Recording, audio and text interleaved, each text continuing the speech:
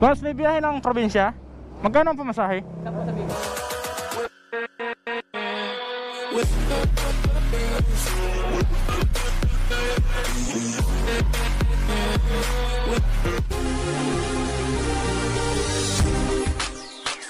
Pupunta tayo sa Turbina para alamin natin kung may biyahe na ba papuntang probinsya at kung anong mga kailangan. So ayan guys, magandang araw sa inyong lahat. Andito tayo sa Mayapa, Calamba, Laguna. So ako nga pala si Jonathan Bara at ito ang medyo maluwag-luwag ng ating sistema, hindi na gaano kahigpit, pero yung biyaheng probinsya kailangan natin alamin kung anong mga kailangang requirements para makauwi ng probinsya. Uuwi kasi kami sa probinsya, ihahatid ko yung aking anak. Samahan niyo ako at alamin natin kung magkano ang pamasahe. Pupuntahan natin tong Turbina. Karamihang mga biyahe dito mga van service ngayon. Sabi mayroon din daw na biyahe pauwing probinsya na van. So yun, aalamin natin kung magkano ang pamasahe sa van at sa bus. Dito sa unahan, papuntang Maynila, dyan ang lusot pupunta doon. So yun, nandito na ako sa Pasiano. Ngayon pala, September 30 ngayon, bahala ko umuwi, October. May biyahe na rin daw ng mga bus. So yun, titingnan natin. Nakasalubong natin yung sniper, ganun sila kakabait. Hindi sila mga snabero, ang bubusina sila. Medyo traffic na naman dito.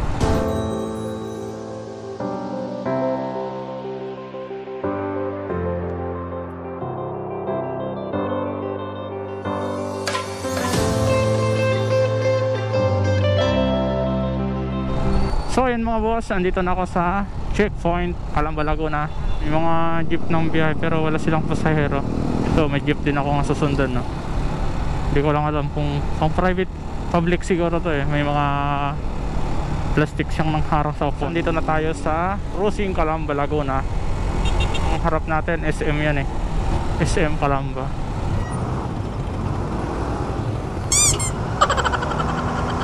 Mga public transportasyon na yata to. May mga plastic naman nakaharang bawat pasahero. Wala kang service, mahirap ang mga halimbawa uuwi ka sa probinsya, karkila ka talaga ng service mo papuntang halimbawa Turbina. Magmumotor sana ako, ang problema, tatlo kami, kasama ko yung baby ko, 6 months pa lang hindi pa yun pwede sa biyahe sa motor, at tatlo kami, bawal yun. Kaming dalawa lang ng aking asawa, pwede kami bumotor.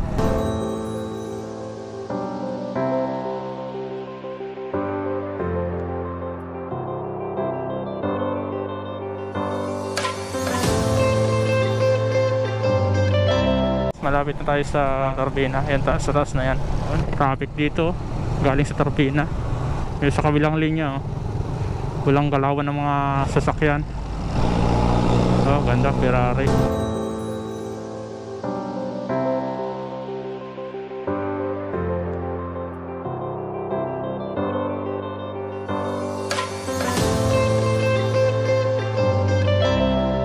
Nag-stock up yung gulong ko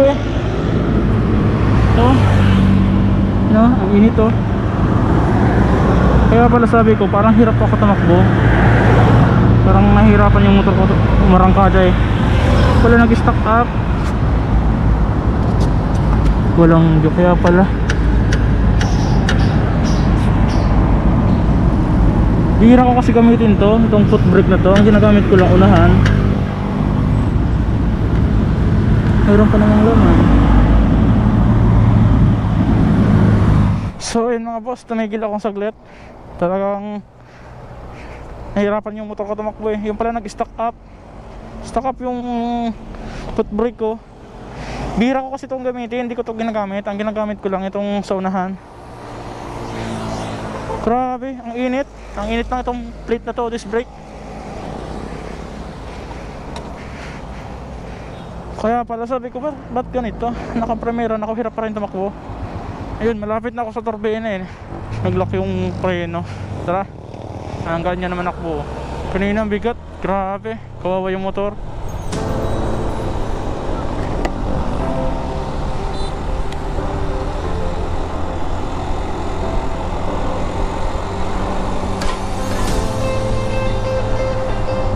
Init, grabe.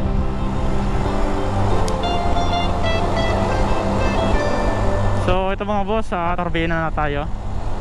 Tatanong natin kung ano bang kailangan na dalhin na requirements pag-pauwing probinsya, lalo na sa Bicol.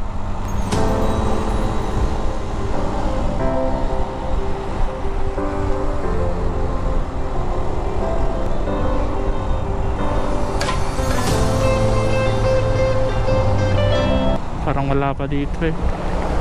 Wala pang pwedeng pagtanungan.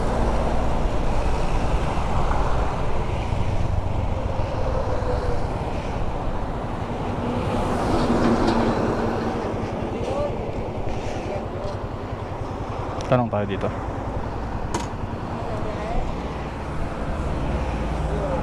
Boss, may biyahe ng probinsya? May biyahe ng probinsya? Ban po. Ay, ban? Bicol? Magkano ang pamasahe? Saan po sa Bicol? Sa Tabaco? 3K po. 3K ang isang tao. Paano pag may batang kasama? Wala, maliit lang ho. Oo. Wala pa ito po yun. 3K? Kasi 5 pasero lang ang kailangan. Maluwag sila kahit maraming bagahe. MVP 350. Nasasakyan mo lang. Ilang pasahero sa isang van? 4-5 lang. 4-5? Ilang buong kalay po. Asawa ko lang, tapos yung anak ko Saka, silang. tatlo. Kasi ako baka ako magmotor na lang ako pauwi eh. Hindi boss, yung motor mo pwede. Para hindi ka na, kahit mo na lang 1.5 sa van. MVP 350 na titiklop yung upuan. Tatalian lang yung ito. Experience nga lang mo eh. Hindi nga, kung gusto nga hindi sama na rin sa bus. 1.5 eh, laki pa ng kwan ko eh. Eh, kumutorin ko, kaya ko namang magkano lang naman gastos ko sa gas niyan pa Bicol, 500 lang. Dalawa lang sila. Oo, sila lang. Oo, magina. Walang pa po, Akala ko may bus na. next year pa ho. Ha? Ano yun po, kahit anong oras pupunta dito may biyahe? Hindi, per schedule po, per schedule. May schedule kayo. Pag may nakakasabay na kahit mga 2 tabako, 1 tabako, tatawagan namin kayo. Kasi balak namin umuwi sa October 8. Ayun, pwede, 1 linggo. Bukas siya una na eh. October 8. Anong kailangan nun pag sa biyahe? Medical, tsaka travel authority, tsaka acceptance. Ano na? Acceptance. Acceptance. Tapos, Travel authority, tsaka Pwede. medical certificate. Pwede yung certification. Ngayon, pag hindi kayo makakuha ng travel authority, yung may si Kuya Roland nagagawa ng travel authority nyo. sino pa? Yung driver ng van. Van? Nagagawa ng authority. Kasi yung pangalan ng bata, pangalan ng sasakay, sa tabako. Tika-tabako rin yun eh, tika-tabako island. 3K na po yon, fix na yon yung ko na yon. O, 3K ang isa. Ano kayo? Parang may number. Parang may number. Kunin ko po number nyo. May number nyo na. Dadalhin ko dito o kayo nag-pick up doon? Hindi, dito. Ay, dito na. Kung willing kayo sumakay doon sa tracking, ito, behind the way, Sabado. Ano? Biyahing ano? Ano? Ano yung van? Hindi, truck. Truck? Oo, kung willing ka sumakay nung mag-inom mo. Eh, mahirapan yan doon. Hindi, ano lang, sila lang masakay eh. Chewing ko. Yung isang driver, bago yung dito, sa kanila na. Escort ka naman niya eh. Ibig sabihin, convoy ka naman niya eh. Ayun, diretso talagang tabako. Sa van kasi, boss, Albay lang ang baba, no? Sa Tula-Tula. Saan? Doon pipick upin ng ano, Saan ang baba nun? Albay lang. Alway, Legazpi? Pag sa van, Ay, hindi direksyon tabako. kinukuwarantin yung mga tiga-Albay eh. Okay. Oo. Hindi mismo diretso yung tabako. Mahirap pala nung biyahe sa amin. Kung willing kayo sumakay ngayong Sabado, Sabi ka, Ngayon, kung naka-schedule na lang ano, chewing ko naman ng ano, driver, no? Diyan sa real lang, ano, sa ACI. Kung willing ka lang. Pero kung van, i-schedule natin kung may pamako o albay, gano'n. sige sir, salamat. Yung number nyo, kunin ko para Ito na, ano, baka makalimutan nyo ako. 3K, puta, laki ng pana na. Pero maluwag naman kasi ano. napakaluwag na. 5 lang ang laman. Mga 4 lang naman. Hindi naman pupuno. Gusto ko kasing sumabay sana sa van, no? Kaya kasi wala siyang kapalitan sa bata. Alam mo, magsi-CR, Sa'yo. walang magkakarga. Pwede naman ito ikarga sa van niya. Natitiklop yung upuan niya. Tas ako niyan eh. Okay ah. Magkano ako? 3K yung asawa ko, 1.5. Basta ako na. Iwan mo na muna. Kasi hindi mo maiwan. Kung harap pabalik yung sasakayan nyo na yan. Ayun yun naman kasi sa truck. 5 lang pala no, 5 ko sa isang van. Kahit dalawa lang may sakay ni Kuya Rodan, dalawa kayong mag-inaya. Ayos na, tatakbo mo. Sige po, salamat.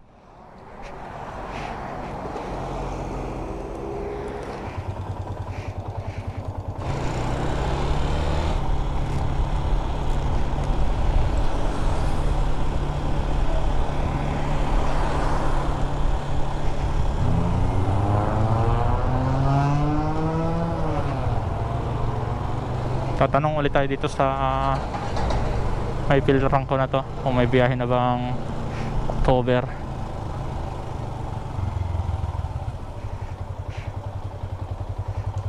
Alam mo, pwede mapag-inquiran dito. Sarado. Grabe, kamahal ng pamasahe, 3,000. Samantalang dati namamahalan na nga kami sa 1,000 niyan eh.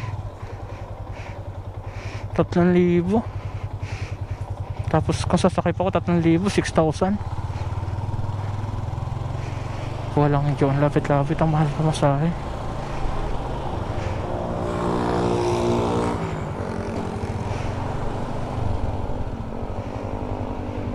May biyahe na ba dito mga October? Saan po? Albay, Tabaco? Oh, meron. Ban lang. Ay, ban? Okay, kailangan no? Magkano pa masahe nun? Kano kaya ang ano nila? Patawag na. Albay. Oh, Tabaco. Magkano ang isang kuan? Kano kaya ang ano? Teka, tatanong ko. Teka lang, sir. Oh. Sige ba. October 7. 7? October 7. Ilang kayo? Asawa ko tapos anak ko, baby. Tol, kausapin mo to, pasero. Ito, dalawa daw. Ganyan.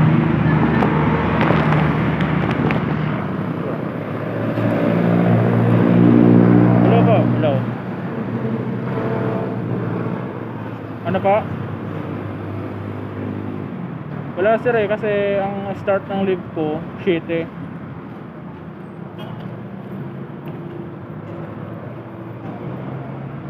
Oo. Magkano po ang pumasahe? Magkano po? 3,000? Oo. Pero hanggang Tabaco na yon. Ano po yung baby ko? 6 months. May pumasahe na ba yon? Yung asawa ko lang, tapos yung anak ko.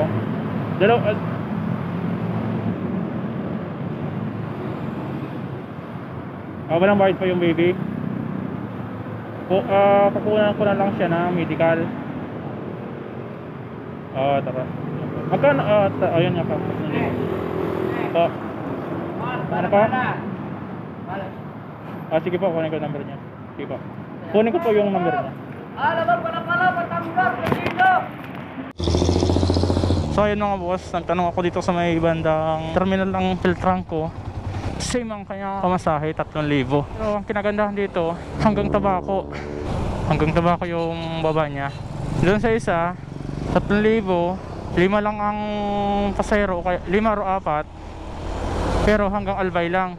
Gawa ng kina-quarantine daw. Kina-quarantine sa Albay, Tabaco. Doon naman sa isa, 3,000 hanggang Tabaco. Pero ang laman ng van, 8.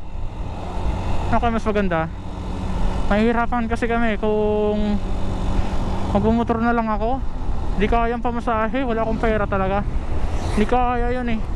Dito naman sa may isa, sa may malapit sa Shell, yung na-inquiran ko, gustong isa kayong motor ko, 1,500 daw. Tas ako nito, 3,000 yung pamasahe ko, 3,000 sa asawa ko, 1,500 sa motor ko. Magkano yun? 6, 7, 7,500. Pagkano lang yung sinasahod ko sa kumpanya? 9,000, walang Diyos. Kano yung natitira? Bibili pa ng gatas. Talo. Grabing kamahal ngayon ng pamasahe.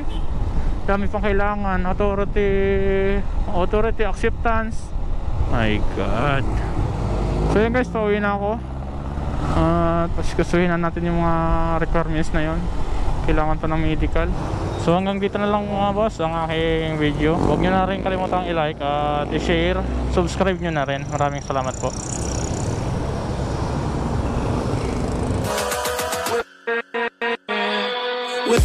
We'll be right back.